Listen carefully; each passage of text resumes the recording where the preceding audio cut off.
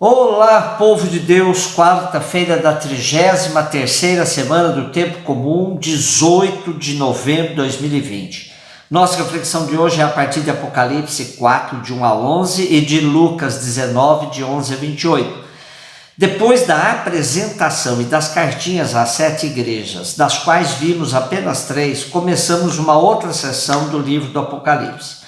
Os capítulos 4 e 5 apresentam uma visão em forma de liturgia celeste, uma liturgia cercada de detalhes, onde aparecem 24 anciãos representando o primeiro e o segundo testamentos, o antigo e o novo povo de Deus em adoração com toda a criação, com todos os seres viventes, representam a totalidade das criaturas que em coro exaltam aquele que está sentado no trono, dizendo: Santo, Santo, Santo é o Senhor Todo-Poderoso, o que era, o que é e que há de vir. Dando continuidade a essa liturgia celeste, sempre que os seres viventes dão glória, honra e ação de graças ao que está sentado no trono e que vive pelo século dos séculos, os 24 anciãos prostram-se diante do que está sentado no trono e adoram ao que vive para sempre. E lançando as suas coroas diante do trono, aclamam: Digno é Senhor e nosso Deus de receber a glória, a honra e a força, porque criaste todas as coisas, por tua vontade foram criadas e existem. Uma assembleia celeste, solene, composta por 3 grupos distintos. O dos 24 anciãos, uma espécie de corte que não delibera, mas adora e canta hinos. 12 do primeiro testamento, 12 do segundo testamento. O Apocalipse gosta de jogar com esses números, como no caso da multidão dos 144 mil, que é 12 vezes 12 mil. Os 2 povos unidos e juntos no louvor, com uma figura humana corpórea, com uma representação significativa no céu. O segundo grupo são os 4 seres vivos. 4 é número de totalidade cósmica.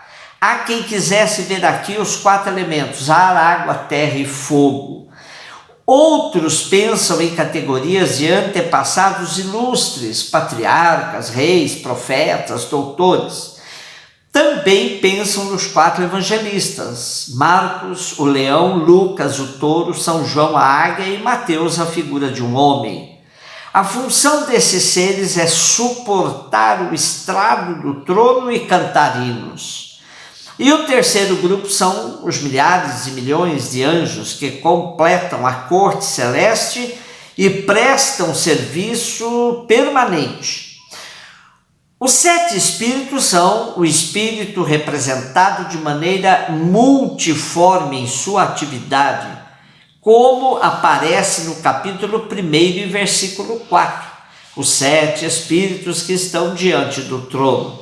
Ainda temos a aparição do Cordeiro, que centralizará as atenções das visões e das visões de Apocalipse e representam aí Jesus. Isso amanhã a gente vê.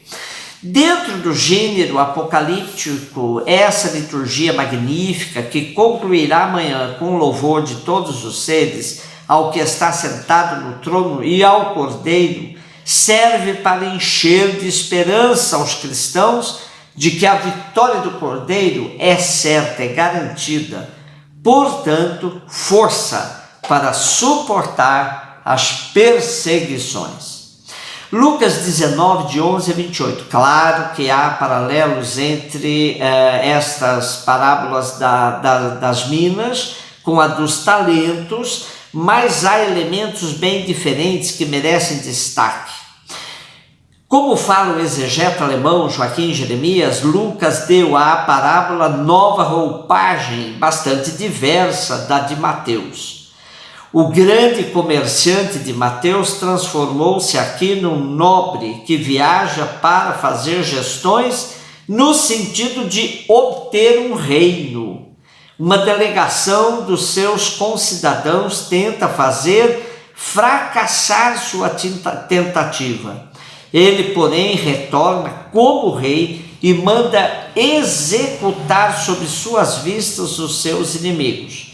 E como pano de fundo há uma situação histórica do ano 4 antes de Cristo, conhecida por Jesus e que é relembrada aqui. Arquelau foi nesse tempo a Roma a fim de confirmar o seu poderio sobre a Judéia. Ao mesmo tempo, viajou uma delegação judaica de 50 pessoas que tentam impedir sua nomeação. Estava na memória do povo a vingança sangrenta que seguira o seu retorno. E Jesus parece ter se servido dessa lembrança, ou Lucas, para juntar às outras parábolas, para advertir os seus ouvintes, por meio de uma parábola da crise, de toda espécie de falsa segurança. A ruína vai cair sobre vocês de modo tão repentino como então o retorno de Arquelau sobre os seus adversários. A impressão que se tem é que Lucas reuniu mesmo esta parábola do pretendente do trono com a dos talentos. Aí então Lucas usa a medida do talento que era, a medida da mina, que é menor que a do talento. E então essa medida, a mina, que equivalia a 100 denários, ou dracma em grego, uns 100 dias de trabalho. É menor que a do talento, mas ainda continua sendo uma medida razoável. O mesmo problema que temos na parábola dos talentos, quando se compara Deus com o patrão da parábola, temos agora, se compararmos o rei que partiu para ser coroado, se a gente compara com Jesus. Seguramente nunca Jesus se comparou com o homem que tira o que não depositou e que colhe o que não semeou. Isso é, com um homem cheio de cobiça que corre atrás de todo o dinheiro que pode e que ninguém detém quando estão em jogo seus interesses. Muito menos com um cruel déspota oriental que faz executar sob seus olhos os seus adversários e goza desse espetáculo.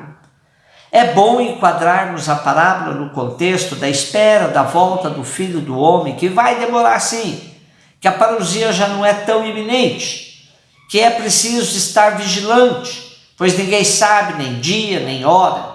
Mas fazer alegoria da parábola comparando esse rei com Jesus é um erro grosseiro. Não bate com Jesus, rosto da misericórdia do Pai revelado tão bem pelo evangelista Lucas. De fato, o que nos resta é o seguinte, segundo Joaquim e Jeremias, uma história de um comerciante rico, temido por seus servos, por sua cobiça e falta de escrúpulos, o qual, partindo para uma longa viagem, confiou a 3 dentre eles 100 denários, uma mina a cada um, a fim de que os fizesse render, seja simplesmente para não deixar o seu capital parado durante a sua ausência, e seja para colocá-los à prova. Ao voltar, pediu-lhes contas a fim de recompensar os 2 servidores fiéis. Deu-lhes maiores responsabilidades.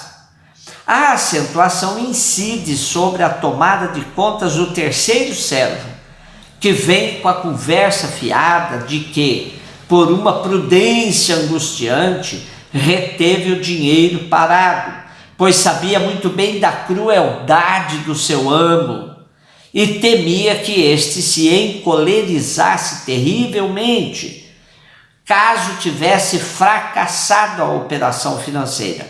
Segundo Lucas, esse terceiro servo teria agido assim com uma leviandade irresponsável, pois teria guardado o dinheiro num pano não num lenço, como a gente vê muitas traduções, num pano. Por quê? Trata-se de um turbante de linho de 1 metro quadrado, faltando assim com a prudência elementar. Na verdade, os ouvintes de Jesus e, sobretudo, seus discípulos, entenderam que muito receberam e deverão prestar contas de como usaram o bem a eles confiado. Será que usaram o bem segundo a vontade de Deus ou, como terceiro servo, levados por interesses próprios e por leviandade e desprezo pelo dom de Deus, terão feito a palavra de Deus perder a sua eficácia? Essa era a grande preocupação do Evangelho de Lucas, pois com a demora da parousia, o grande questionamento era esse: será que quando o Filho do Homem voltasse, ainda encontraria fé sobre a terra? Perseverança no seguimento de Jesus é tudo na vida de quem crê em Jesus e aceita o seu projeto. Um beijo no seu coração.